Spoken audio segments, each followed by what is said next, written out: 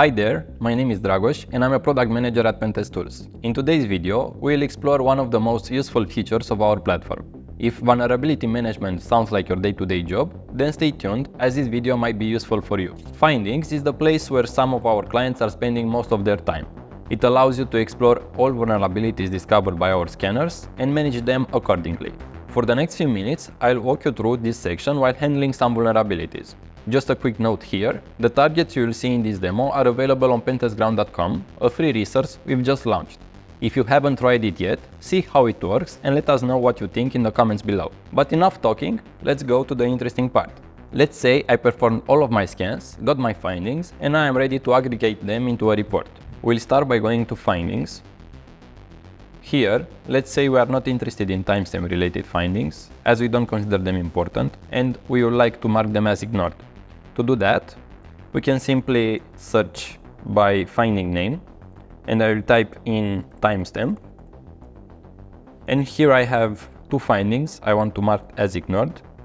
To do this, I can simply select them both, go to change status, and then ignored. Although optional, it's a good idea to add context to your choices for future reference. So I write here, we are not interested in these findings.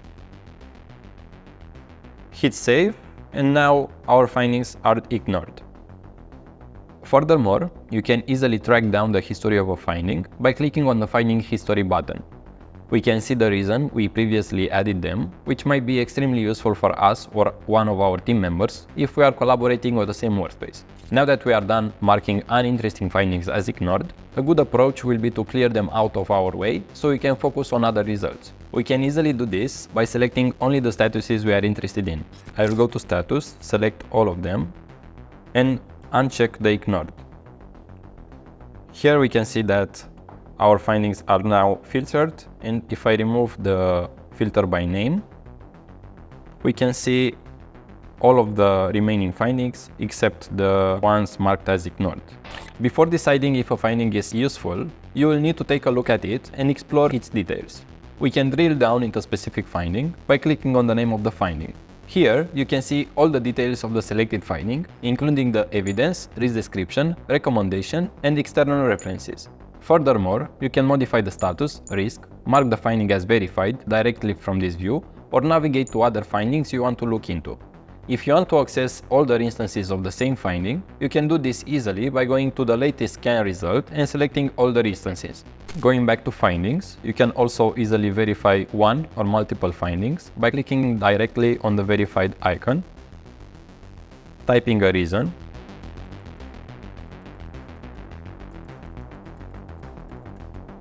and hitting save. Or by selecting multiple findings, going to change verified, select verified, typing a reason like before, and hitting save. Although we are working tirelessly to make our tools better, sometimes false positives find their way into our results. It's easy to make them go away by selecting and marking them as false positive. I'll write down a potential reason and hit save. And as you can see, our findings are now marked as false positive. Going further, you might not be interested in informational findings and want to exclude them from our view and focus only on the other ones. We can do this by making use of the risk level filter. Also, I don't want to see the findings I just marked as false positive, so I'll get rid of them too. That looks much better, and we are almost ready to generate our report. But before, I want to change the risk of this vulnerability from medium to high because of the existence of an authentication bypass finding.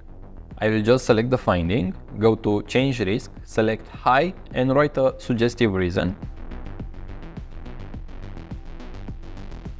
Hit save, and now the risk of the finding is updated. That's it. Now you are ready to generate a report from the findings you filtered. To do this, you need to select all findings and click on Generate Report. We will generate a docx Pentest report, which is available only for some of our plans. And there you have it, the report is now ready.